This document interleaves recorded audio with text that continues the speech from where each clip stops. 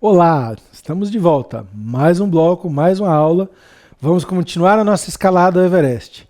Desta vez, passamos pela primeira visão lá jurídica, voltamos na aula anterior e vimos todos os players do mercado, voltamos a falar muito tecnicamente e agora eu espero que vocês estejam muito confortáveis com a análise financeira, com essa questão do mundo real e com todos os tecnólogos que existem por aí. Que lugar nós estamos? Bem rarefeitos. Estamos lá quase no topo do Everest. Vou faltar só mais 2 aulinhas para vocês entenderem tudo o que nós estamos falando aqui. E aí, a gente vai agora detalhar de uma maneira mais calma, agora que a gente entendeu as legislações, viu todos os players que estão rolando por aí, quais são esses novos ativos que a gente fala há tanto tempo. Primeiro grande esclarecimento, o que é uma coin? Por que a gente fala em token e coin, como a gente viu lá atrás na questão da legislação e dos criptoativos? Porque coin, para deixar de uma maneira muito simples, é tudo aquilo que é feito por uma rede autônoma, que não teve um processo de compre esta coin inicialmente com um cartão de crédito ou com dólar. Ela nasceu na rede. Então a gente tem as crypto coins. Bitcoin é a mais famosa, Ethereum é a segunda mais famosa, apesar do que o Ethereum tem uma área meio nebulosa que a gente vai ver um pouco para frente, porque o Ethereum foi feito um ICO dele. Moedas que a gente ouve falar por aí, Dogecoin, que é uma piadinha da turma do Ethereum, Monero e Zcash, que são moedas de privacidade perfeita, e outras tantas que tem por aí. Então, toda vez que vocês ouvirem falar a palavra coin, ela é um token criptográfico, mas foi originário de uma rede. Eu não tive que comprar essa moeda em nenhum momento com dinheiro normal. Quando a gente pensa em coins, a gente pensa em mineradores. Então, a outra maneira simples de entender é: estas coins foram originadas somente com a mineração?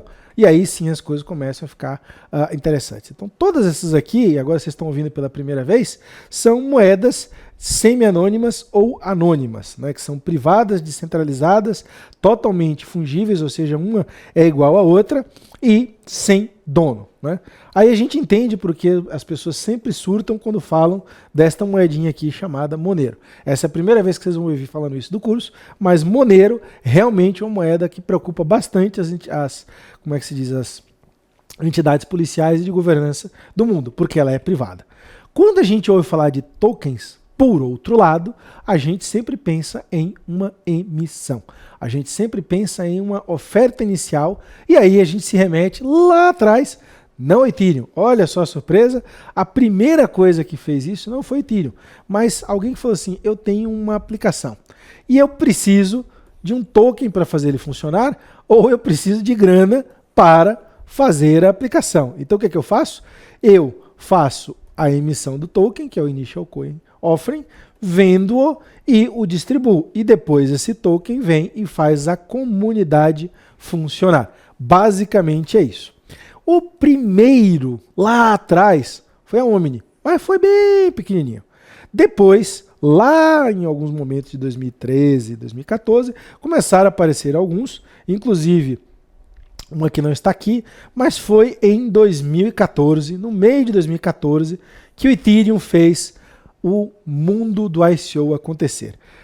Com alguns detalhes que a gente já viu lá atrás. Este grupo aqui, que é o grupo dos fundadores, ele teve, antes de mais nada, o apoio do Vitalik para ter uma coisa chamada pre-mined. Lembra que eu falei que o Ethereum ele também é só minerado?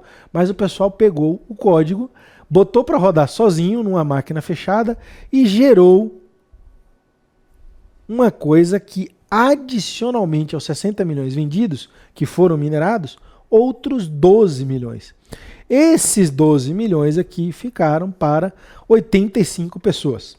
Se a gente pegar 12 milhões e multiplicar por 1,5 mil dólares, é só vocês entenderem quanto esses contribuidores ganharam. Então, esse pre-mined, né, é uma coisa um pouco disfarçada de remunerar fundadores de plataformas. E aí, quando o Ethereum falou assim, vamos fazer a oferta em 2014, ele sim fez todo o processo de impressão e etc. Só que quando ele fez esse processo de impressão, ele criou uma outra figura. Ele criou um código que é basicamente a aplicação mais utilizada do Ethereum, que é literalmente aquele códigozinho ou smart contract, como a gente chama, que faz a criação de tokens. E quando ele faz a criação de tokens, ele dá um nome àquele token. Você vai rodar este token dentro da rede de Ethereum, mas você pode dar um nome seu. Eu poderia ter um Courtney Coin, poderíamos ter aqui um Serge Coin, poderíamos ter o token com o nome que a gente quisesse. E existem hoje mais de 2.700 desses tokens. Só que ele vai rodar na rede de Ethereum. Para que serve esse contrato? Para dar as regras de emissão. Ou seja, eu vou emitir X milhões de tokens, depois eu não emito mais, ou depois eu vou emitir tanto de acordo com não sei o quê. Esses tokens vão ficar seguros dentro deste contrato sem poder movimentar durante X meses, ou não, eles podem ser movimentados imediatamente. Enfim, todas as regras desta impressão de tokens ficavam nesse contrato. A isso deu-se o nome de contrato de ICO. E aí a gente começou a fazer uma série de plataformas para concorrer com o Ethereum, para ter direito a ter os tokens com seus nomes. Por quê? Porque o Ethereum criou um segundo boom de tokens chamado ERC20.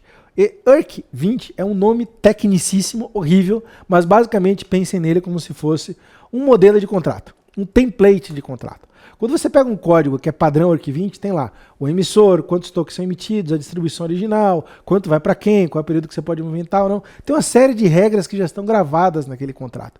E todo o SEO feito em cima de um padrão ERC20, ele tem uma segurança embutida, porque aquele código pode ser auditado e verificado várias vezes. E aí, em 2017, quando essas coisas começaram a decolar, a gente já viu lá atrás, na primeira aula, qual é o tamanho da bolha que isso gerou. Quando a gente começa a apertar um pouquinho mais, as coisas ficaram mais delicadas. Começou-se a dar nome para tudo quanto é coisa. Então a gente tem cryptocurrency, tokens de redes, tokens para investimento, os utility tokens que a gente já falou, security tokens, mais cryptocurrency, etc., de acordo com o status legal, a utilidade. Deixa eu voltar aqui que agora eu me atrapalhei. Né? A utilidade que ele tem, o nível tecnológico e basicamente qual é o valor que ele tem dentro da rede para o que ele está usando. Tudo isso aqui a gente pode entender que moedas e tokens são tokens criptográficos. Mas vamos separar. Coin é só transacional. Token, eu posso fazer várias coisas e várias ofertas com ele. Não é tão simples. Respirem, existem vários links no material desta aula que explicam isso direitinho e a gente vai andar com muita cautela em relação a isso. Além das moedas e dos tokens, que a gente vai explorar muito quais são os tipos de tokens, existe um outro ativo chamado stablecoins. O que é uma stablecoin? Uma stablecoin é uma moeda que tem vinculado a ela um valor. Por que isso? Lembram que lá atrás, na penúltima aula, quando eu falei de legislação, a gente estava estudando o que era entendido pelo Banco Central do Brasil em relação a trocar um token por outro. Eu posso comprar um Bitcoin no Brasil, mover a minha conta para uma corretora nos Estados Unidos, trocar o Bitcoin de lá por um Ethereum, sem fazer nada errado aqui no Brasil. E, na verdade, na maior parte dos lugares do mundo. O que o pessoal descobriu? O pessoal quer fazer trading. E eles querem fazer trading sem ir para uma conta corrente no país. O que eu preciso criar? Eu preciso criar um token que valha daquela moeda normal do país.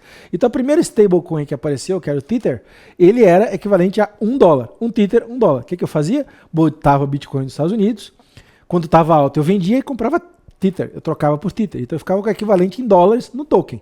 Quando eu queria fazer trade com outra moeda, eu trocava Tether por essa outra moeda que eu achava que estava baixo e que ia se valorizar. O que eu estou fazendo para o Banco Central? Scamble. Estou trocando moeda por moeda. Quando eu fazia a última operação, que era vender tudo de novo para Bitcoin e transferir os Bitcoins para o Brasil, eu disse para a Receita Federal, eu fui ganhando vários tokens. Na prática, eu tinha 10 Bitcoins, agora eu tenho 100 Bitcoins. Olha que trader bom. Eu vendia os 100 Bitcoins e aí eu apurava ganho de capital dos 100 Bitcoins em relação aos 10 primeiros. Até agora, so far so good, a Receita entendeu que isso era realmente um ganho de capital. Se eu apareci com 90 Bitcoins a mais, eu tenho que pagar imposto pelos 90 Bitcoins e não pela diferença de preço entre os 10 primeiros que eu comprei. Basicamente, esta é a grande razão de criação de um stablecoin e, segundo alguns entendidos, é a razão da explosão de preço em 2017, porque o Tether foi criado no meio de 2017. Quando a gente olha para outras coisas que existem lá dentro, essa questão de know your customer, auditoria e etc. nos trouxe um problema. A stablecoin ela tem que ter uma conta bancária para dizer, para cada token eu tenho um. Vou pegar o exemplo do dólar aqui e etc. E aí foi criada a figura do auditor. Esta figura do auditor é muito importante para garantir isto. O que a gente conseguiu fazer logo depois disso, e aqui depois de 2017, as stablecoins foram literalmente se popularizando.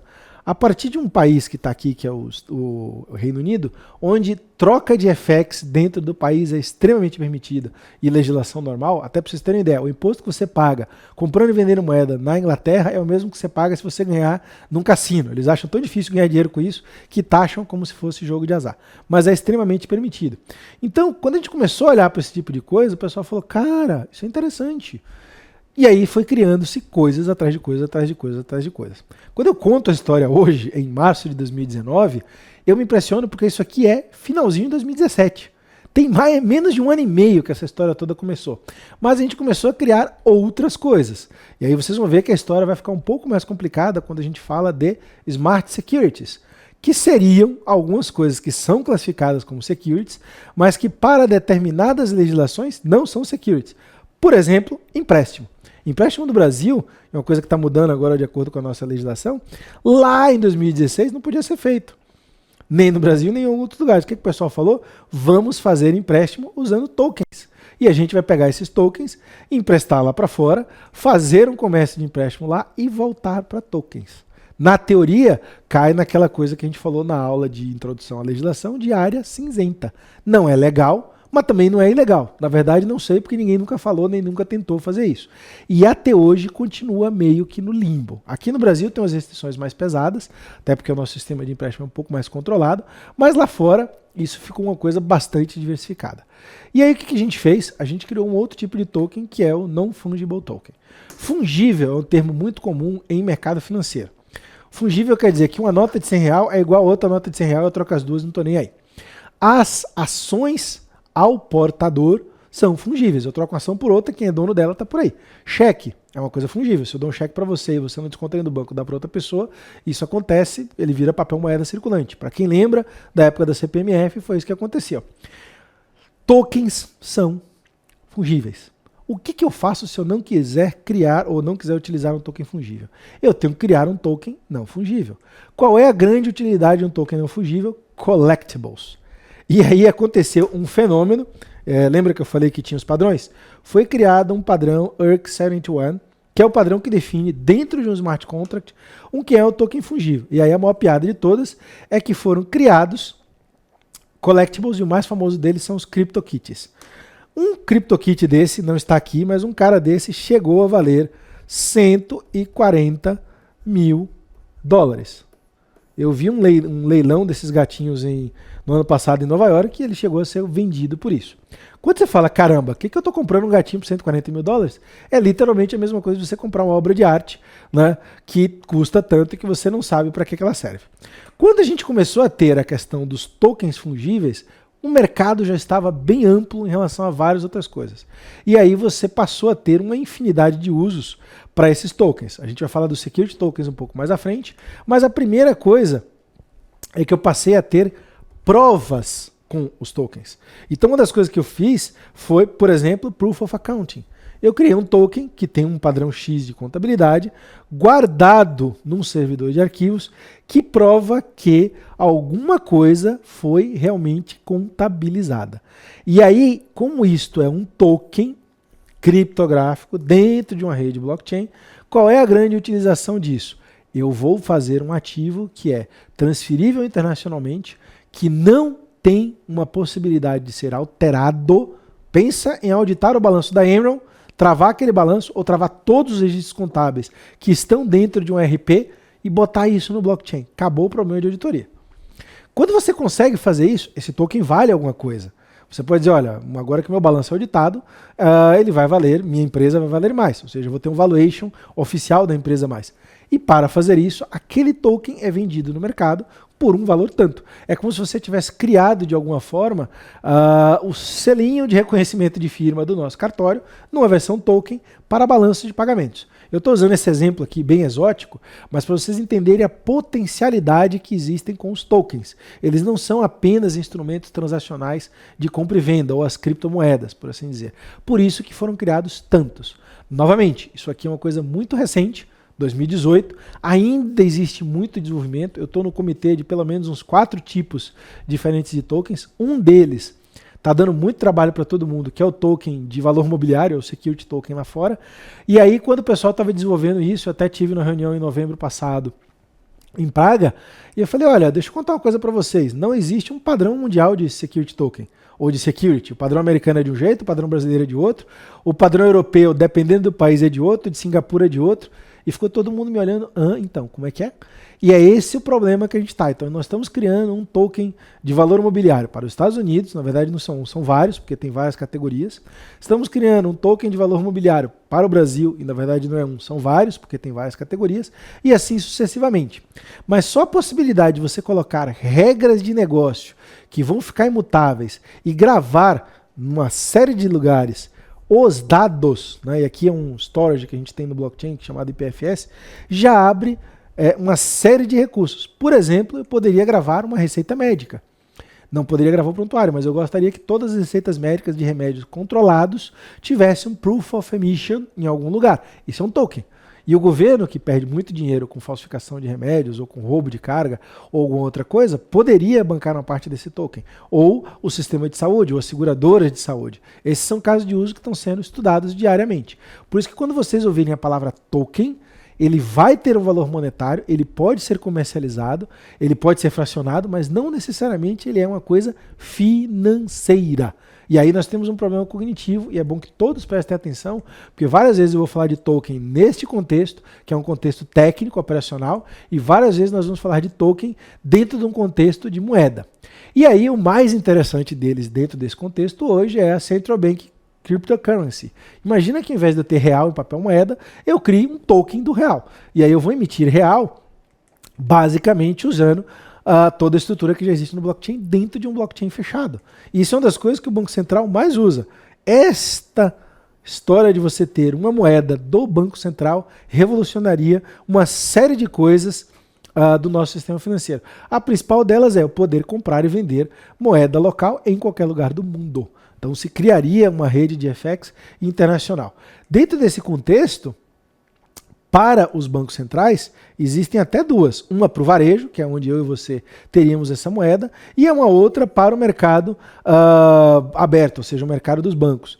E aqui, se vocês olharem, né, o JP Morgan já está fazendo uma moeda dessas aqui, ou seja, essas moedas de wholesale, elas podem ser emitidas pelo sistema financeiro.